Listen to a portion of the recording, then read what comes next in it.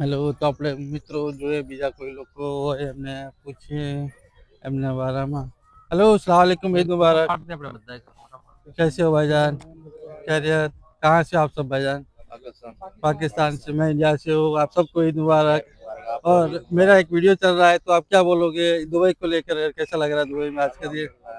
ये सब न्यूज जो आ रहे हैं दुबई के कि दुबई में ऐसा है वैसा, उसके बारे में आप क्या बोलना चाहोगे? दुबई सेफ है, अल्हम्दुलिल्लाह।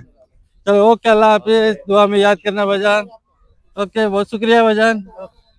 सॉरी, यूट्यूब चैनल है Gujju vlog, Gujju vlog Dubai. हाँ, गुज्जू व्लॉग दुबई। ओके, शुक्रिया भाईजान। तो अल्हम्दुलिल्लाह બધા જ અહીંયા એકદમ સરસ છે। અહીંયા ઇન્ડિયન, પાકિસ્તાની, બાંગ્લાદેશ બધા ભાઈઓ એકદમ મજામાં છે અને બધા એન્જોય કરી રહ્યા છે। અને પણ તમે પણ એન્જોય કરો। અને ઇન્ડિયામાં જેટલાય પેરેન્ટ્સ છે જેના છોકરાઓ દુબઈમાં રહે છે, બચ્ચાઓ દુબઈમાં રહે છે, તો ફિકર ના કરો કોઈ यहाँ।